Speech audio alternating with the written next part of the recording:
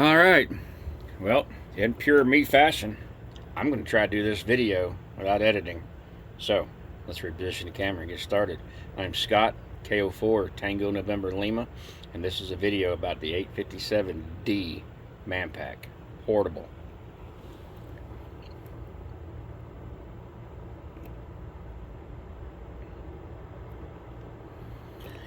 All right, so here we go. Undo the back. Sorry I'm not on camera, but I'm ugly anyway. So here we go. Inside the top compartment, we have the lightweight, not even lightweight, it's just an end-fed half-weight. That's all it is. Piece of damn wire. So you got that. Got to have that for your HF needs. There's also some kind of adapter in there. I don't remember what it's for. This little compartment has a 50 or 100 feet piece of nano cord. I forget the rating on it. Maybe, I don't know, maybe 50 pounds. Anyways, and it's got a bag and it's got a little tiny little cute carabiner on it. See that? Look how cute that is. Anyways, that's to get you up in a tree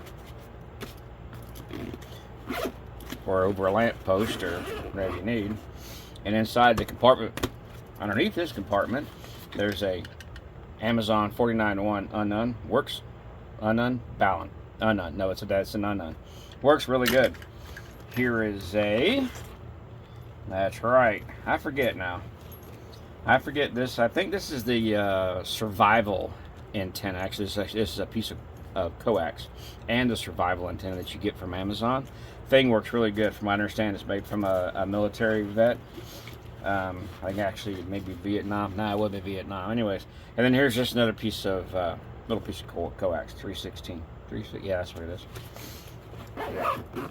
Anyways, so we have those things. So that takes care of, between this, that takes care of our HF and actually VHF needs for far away. So the higher you get that survival antenna, the better off you are. Over here on the outside, we have a DX Commander replacement. Now this is a replacement pole for whatever, I don't know what it is exactly, but it's a Explorer pole replacement, I think is what it is. So instead of buying the entire kit, I just bought the pole. Whoops, hang on, let me get it back in camera. So and then I have some of these little cable tie things to whatever I don't know what they call them. So inside here, I actually take these and I remove the first three little tiny eensy weensy sections that ain't worth a crap, and I just throw them away. Use a piece of heat shrink and put another piece of nano cord on it with another carabiner on it. Doesn't quite get me the 33 feet that they claim, which is not quite 33 feet anyway, but it does give me 25, which is more than enough for invis or a nice sloper. Either way, that works really good. So that goes down here in the side compartment. And with all that, this is going to be a quick video. Also on the bag in various places, I have these other little clips and stuff like that, just in case you need to clip something on. And this is also this is a 9-to-1, if you want to do a 9-to-1. I think it's probably just hanging on there, because why not? So, we will get into the main bag. This is a Max, look at that. This is a Maxpedition Sitka Gearslinger.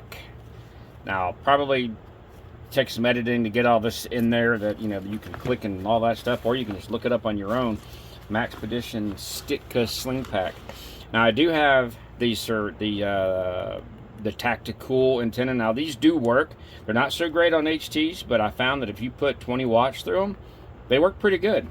I have a little 90-degree boo bob down here that I can connect this on. You probably need to hold it up with something, lean it against something, because it's kind of flippity floppity. Or you can just invert and stand the bag up, stand the radio up, put it up there. Anyways, it works fine, no big deal. But like I said, these do work great on 20 watts, not so much with 5, but they do work better. All right, so the radio 857D. I got this thing at a pretty good deal. A buddy of mine wasn't using it anymore, and let me get it from for a pretty good rate, pretty good cost. Let me see, I got something I can, I'm just gonna wad something up underneath. Here we go. the only non-unitasker tool in my shop is a fire extinguisher. Today, it is definitely a multitasker because it's holding up this bag. Anyways, I write HF on here and VHF because I'm an idiot, but I also do it alphabetically so that, you know, HF, VHF. That way I know. And you see where I got this? That's the wrong place. No, actually it was the right place. So we're in good shape. All right, now, radio. We have the FC30 tuner. And I had to do a little bit of modification on the tuner mount itself. So these are obviously Velcro. Sorry, hook and loop fasteners.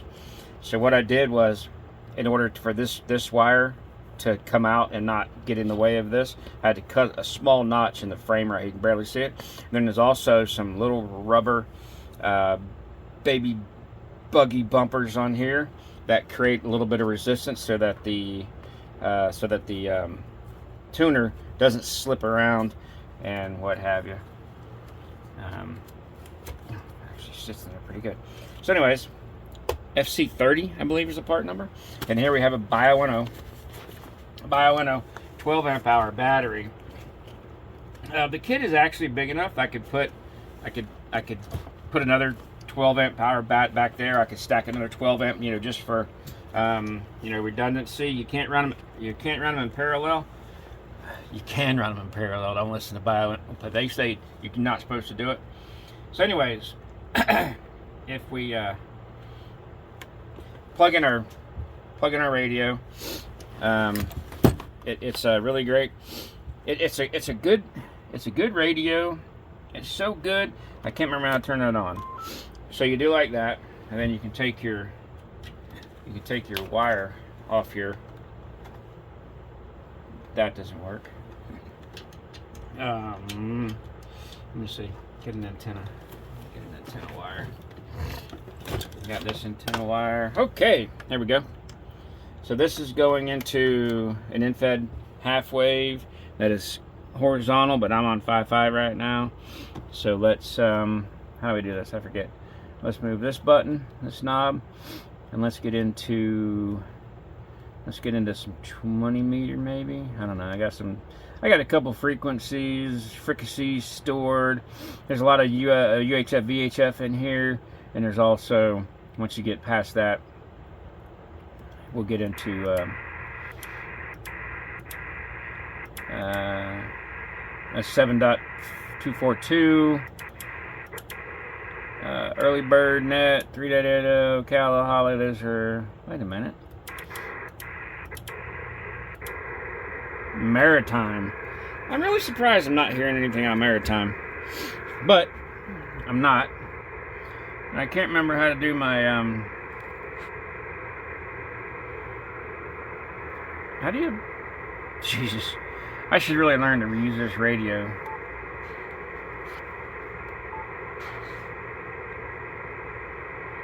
So I need to get to where it says tune.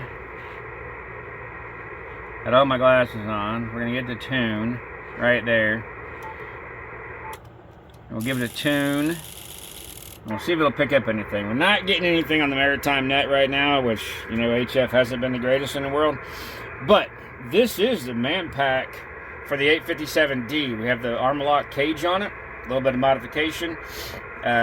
Put the FC30 on it. Matter of fact, I had to fix the 857. The internal board mount fuse was blown, so I soldered across the fuse and put in an external fuse so that if it blows again, I can replace it without soldering. So now, anyways, that's the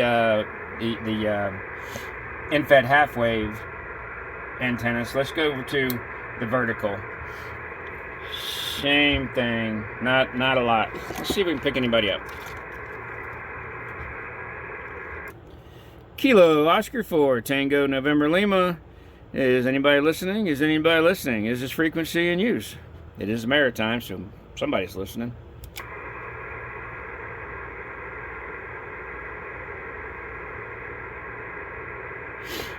All right, so unfortunately, nothing on that right now. Let's switch it back over. Let's go to 10. Let's try 10. These all have names, but these are actually 10 meter repeaters. I've never or spoke to anybody on 10-meter repeater. Try all the time, don't get anybody. Alright, so there's my 10-meter tune. Shouldn't really need to because it's a dipole. Inverted V, which, you know, they don't need tuning. Kilo Oscar 4, Tango November Lima.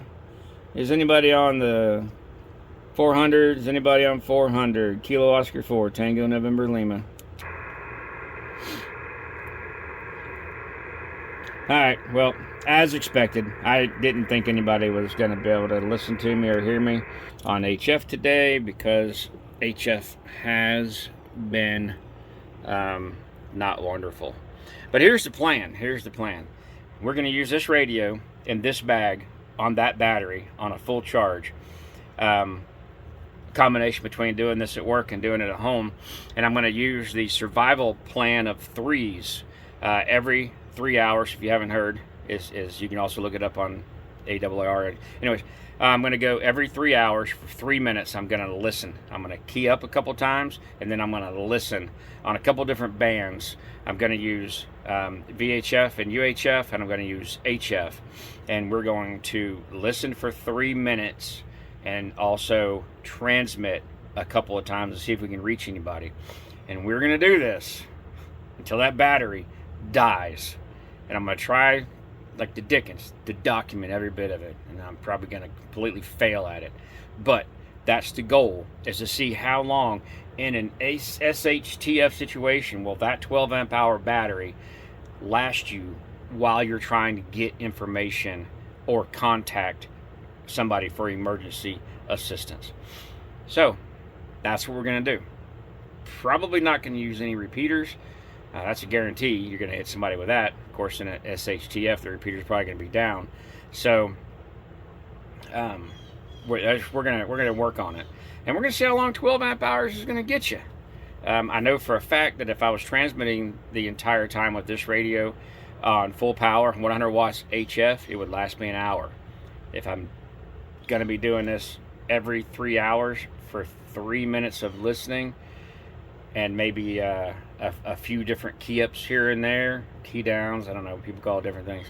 Anyways, a few attempts to reach somebody on probably 7.242 on 40. I'll probably try the maritime on 20, and I'll probably just try the national calling of 28.4 on 10 meter. And just see if we can reach anybody, and just go through the motions of as if this was an emergency situation, and see how long the battery lasts. So all I can say is, wish me luck. It's going to take a while. I have a feeling that the battery is going to last probably over a month.